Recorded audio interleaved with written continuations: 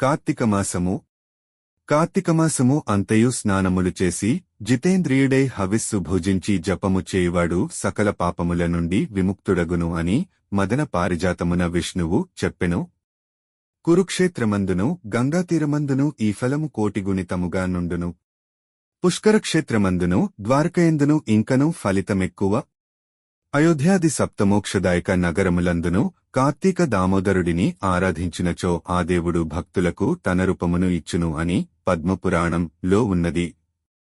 అయోధ్య, మధుర, మాయా, కాశీ, కాంచీహ్యవంతిక, పురీ, ద్వారవతీ చైవ సప్తైతా మోక్షదాయకాః. కాశీయందున్న పంచనదులలో ఈ నెల రోజులు స్నానము నూరేండ్లు స్నానము చేసిన ఫలము గలుగును అని పద్మపురాణంలో ఉన్నది. కార్తీక స్నాన మంత్రము. కార్తికేహం కరిష్యామి ప్రాతః స్నానం జనార్దన ప్రీత్యర్థం తవ దేవేశ దామోదర నమోస్తుతే. అర్ఘ్యమంత్రము. వ్రతినః కార్తికేమాసి స్నాతస్య విధివన్మమ గృహాణార్ఘ్యం మయా దత్తం ధనుజేంద్రనిషుదన నిత్యనైమిత్తికే కృష్ణ కార్తికే పాపనాశినే గృహాణార్ఘ్యం మయా దత్తం రాధయా సహితో హరే. ఈ మంత్రములు చెప్పుచు సువర్ణ, రత్న, పుష్ప, జలములతో అర్ఘ్యమిచ్చినచో దామోదరుడు సంతోషించి సువర్ణ పూర్ణమైన భూమినిచ్చును అని కాశీఖండములో ఉన్నది. నెల రోజులు చేయుటకు శక్తి లేనివారు వారణాసిలోని పంచనదమందు 3 రోజులు స్నానము చేసినను పుణ్యవంతులగుదురు అని కాశీఖండములో ఉన్నది. మాలాధారణము. తులసిపుసలమాలను, ఉసిరి, ధాత్రి, పూసలమాలను ధరించినవానికి పాపములు అంటవు అని విష్ణు ధర్మోత్తరములో ఉన్నది. ధాత్రిమాల పురుషుని ఎన్ని రోమములను తాకునో అన్ని వేల సంవత్సరములు అతడు వైకుంఠములో నివసించును అని విష్ణుధర్మము స్కాంద పురాణము ద్వారకా మాహాత్మ్యము లలో ఉన్నది. తులసి మాల ధరించినప్పుడు. శ్లోకం.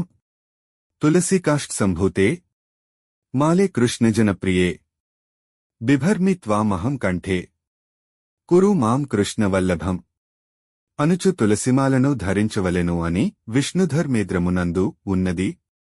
అవిసె పూలతో శివుడిని అర్చించినచో వాజపేయ ఫలము లభించును అని నృసింహపురాణములో ఉన్నది. కార్తీకమాసములో విష్ణువును కమలములతో పూజించిన వాని ఇంట కోటి జన్మల వరకును సిరియుండును అని పృథ్వీచంద్రోదయము పద్మపురాణం లలో ఉన్నది. తులసి దళములతో జనార్దనుని పూజించినచో ప్రతి దళము ముక్తికి కారణమగును అని పద్మపురాణములో ఉన్నది. కార్తీకమాసములో ఉసిరి చెట్టు క్రింద పితరులకు పిండ ప్రదానము చేసినచో మాధవానుగ్రహము చేవారు ముక్తినందుదురు. పెద్ద ఉసిరికాయ గింజలోని పప్పును ధాత్రి నూరి ఒడలికి పట్టించుకొనుచు ఆపుసలమాలను ధరించుచు ఆ పండ్లు తినుచున్నచో అతడు సాక్షా నారాయణుడే యగును. ఉసిరి చెట్టు క్రింద నారాయణుని నిలిపి పూజించువాడు పువ్వు పువ్వునకు ఒక్కొక్క అశ్వమేధ ఫలమును పొందును అని స్కాందపురాణము కార్తీక మాహాత్మ్యము లలో ఉన్నది. కార్తీకమాసములో ఉసిరి చెట్లుగల వనములో దామోదరుని పూజించి చిత్రాన్నములతో సంతృప్తుని చేయవలెను. ఇదే వనభోజనములలోని పరమార్థము. పాయసముతో హోమము చేసి బ్రాహ్మణులకు భోజనములు పెట్టవలెను అని స్కాందపురాణములో ఉన్నది. కార్తీకవ్రతము చేయువారు నల్లని ఆవాలు, కందులు, పప్పు, ద్విదళములనగా పప్పు ధాన్యములు, అనువులు, మినుములు, కందులు, బొబ్బర్లు మొదలగునవి నువ్వుల నూనె తినరాదు అని కార్తీక మాహాత్మ్యములో ఉన్నది. కార్తీకవ్రతము చేయువారు నువ్వుల నూనె, తేనె, కంచుపాత్రలో తిండి, చలిదియన్నము, లవణశాకము విసర్జించవలెను అని నారదపురాణములో ఉన్నది. కార్తీకమాసమున దీపములు పెట్టుట చేత స్వర్గమును పొందవచ్చును.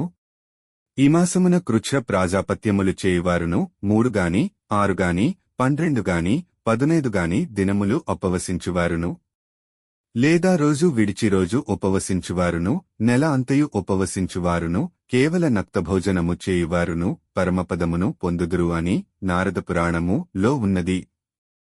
కార్తీకమాసమున యవాన్నముగాని వర్షాధారముగా పండిన బియ్యపుటన్నముగాని భుజింపవలెను. నీటివంగ, కంద, ఇతర ధాన్యముల బియ్యము, నల్లపెసలు లేక తంబతీగే వీనిని విసర్జింపవలెను అని కాశీఖండములో ఉన్నది. ఆకాశదీపము. కార్తీకమాసమున నువ్వుల నూనెతో ప్రతిదనమును ఆకాశదీపము పెట్టినచో రూపము, సౌభాగ్యము, సంపద, తేజస్సు కలుగును అని నిర్ణయమృతము పుష్కర పురాణము లలో ఉన్నది. యూపాకృతిగల స్తంభము వంటి మేడికర్రను పాతి దానిమీద బ్రద్దలతో అష్టభుజ చక్రము నేర్పరచి ఆ అష్టభుజములలోను ధర్ముని, హరుని, భూమిని, దామోదరుని, ధర్మరాజును, ప్రజాపతులను, పితరులను, చీకటిలోనున్న ప్రేతలను ఆవాహన చేసి భావన చేసి ఆ మధ్యలో కాంతిగల దీపమును ఈనెల పొడుగున ఉంచవలెను అని హేమాద్రి ఆదిత్య పురాణము లలో ఉన్నది. కార్తీక కృష్ణ ద్వాదశి రోజున గోవత్స పూజ చేయవలెను. మినుములతో చేసిన వడియములు నివేదన చేయవలెను. ఆనాడు తైలపక్వములు, గిన్నెతో వండినవి, ఆవుపాలు, నెయ్యి, పెరుగు తినరాదు అని మదనరత్నము భవిష్యపురాణము లలో ఉన్నది. కార్తీక శుద్ధ త్రయోదశినాడు ప్రదోషవేళ ఇంటి ముందు యమదీపము పెట్టవలెను. మృత్యునా పాసదండాభ్యా కాలేన శ్యామయా సహ త్రయోదశ్యాం దీపదానాత్ సూర్యజః ప్రియతాం మమ.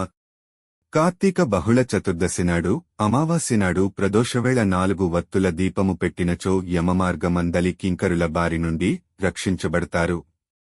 యమద్వితీయ భగిని హస్తభోజనం. కార్తీక శుద్ధ విదియను యమద్వితీయ అందురు. పాడ్యమి వేదగల విదియను గ్రహించవలెను అని నిర్ణయమృతము లో ఉన్నది. మధ్యాహ్నవ్యాపిని యైన విద్య కావలెను అని హేమాద్రి లో ఉన్నది. ఈ విదేనాడు స్నానము చేసి యముని పూజించినచో యమలోక దర్శనము చేయనక్కరలేదు అని స్కాందపురాణము లో ఉన్నది. ఈనాడు యమునతో పాటు యమపూజ చేయవలెను. స్వగృహమందు భుజించరాదు. భగనిహస్తభోజనము చేసి తోబుట్టువులకు వస్త్రాలంకారాదులు ఇయ్యవలెను. సొంత తోబుట్టువులు లేనివారు పెద్ద, పిన తండ్రుల కూతుళ్లుకుగాని, తల్లుల కూతుళ్లుకుగాని పెట్టవచ్చును అని హేమాద్రి లో ఉన్నది.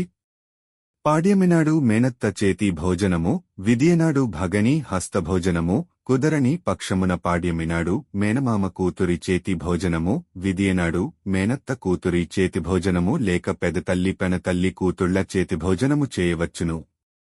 అట్లు చేసిన వారికి రత్న ధనధాన్య సౌఖ్యములు కలుగును అని భవిష్యపురాణము లో ఉన్నది. యమ ద్వితీయనాడు సోదరునికి భోజనము పెట్టి తాంబులాదులతో సత్కరించిన స్త్రీకి వైధవ్యము రాదు. సోదరునికిని దీర్ఘాయువు గలుగును అని బ్రహ్మాండపురాణము లో ఉన్నది. క్షీరాబ్ధి ద్వాదశి. కార్తీక శుద్ధ ఏకాదశినాడు ఉపవసించి రేవతీ నక్షత్రములేని ద్వాదశియందు పారణ చేయవలెను అని పద్మపురాణము లో ఉన్నది. ఏకాదశినాడే క్షీరాబ్ది సాయైన విష్ణువును లేపి పూజించవలెను అని మదనరత్నము భవిష్యపురాణము లలో ఉన్నది. కాని ఆచారము వేరుగా నున్నది. ద్వాదశినాటి సాయంకాలమున విష్ణుపూజ చేయవలెను అని రామార్చన చంద్రిక లో ఉన్నది. క్షీరాబ్ధి ద్వాదశినాడు ఇదం విష్ణుర్విచక్రమే అను మంత్రముతో శ్రీమహావిష్ణువును నిద్రలేపి పూజించవలెను. చాతుర్మాస్యవ్రతము గలవారు ఆయన సమక్షములోనే దీక్ష విరమించవలెను అని భారతము లో ఉన్నది. కార్తీక శుక్ల చతుర్దశినాడు కాశీలో శ్రీవిశ్వేశ్వర ప్రతిష్ఠ జరిగినది కావున అనాడు మణికర్ణికలో స్నానము చేసి దేవీ సహితుడైన శ్రీవిశ్వేశ్వరుని పూజించవలెను అని హేమాద్రి భవిష్యపురాణము లలో ఉన్నది. కార్తీక వ్రతము చేయవారు ఈ చతుర్దశినాడే ఉద్యాపనము చేయవలెను. కార్తీక పూర్ణిమ. కార్తీక పూర్ణిను మిగులు తిథినే గ్రహించవలెను. అమాపౌర్ణమాస్య పరే అని దీపికోక్తి. కృత్తికా నక్షత్రముతో గూడిన పూర్ణిమ చాలా విశిష్టము. ఇందులో స్నానదానాదులు మహాపుణ్యము నిచ్చును. భరణితో గూడినను పుణ్యమే. రోహిణి నక్షత్రముతో గూడిన పూర్ణిమను మహాకార్తికి అందురు. అది దేవతలకు గూడ దుర్లభము అని బ్రహ్మపురాణము హేమాద్రి లలో ఉన్నది.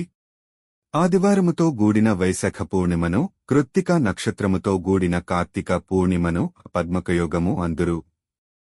అవి పుణ్యతీర్థ సేవనము కంటే దుర్లభములు, లేదా పుష్కరతీర్థ సేవకంటెను దుర్లభములు అని పద్మపురాణం లో ఉన్నది. కార్తీక పూర్ణిమనాడును మాఘ పూర్ణిమనాడును నదీ స్నానము చేసినచో సర్వ పాపములను నశించును అని పద్మపురాణములో యముడు చెప్పెను. కార్తీక పూర్ణిమనాటి సాయంకాలమున మత్స్యావతారము జరిగెను. ఈనాడు చేసిన స్నానదాన జపాదుల వలన అక్షయపుణ్యము లభించును అని పద్మపురాణము కార్తీక మాహాత్మ్యము లలో ఉన్నది. ఈనాడు వృషోత్సర్జనము చేసి ఆబోతును వదిలి నక్తము చేసినచో శివలోక ప్రాప్తి గలుగును అని మత్స్య పురాణము లో ఉన్నది. ఈ పూర్ణిమనాడు కార్తికేయుని కుమారస్వామిని దర్శించిన వారికి సప్త జన్మములందు బ్రాహ్మణత్వమును వేదాధ్యయనమును ధనధాన్యములను గలుగును అని కాశీఖండము లో ఉన్నది. స్వస్తి.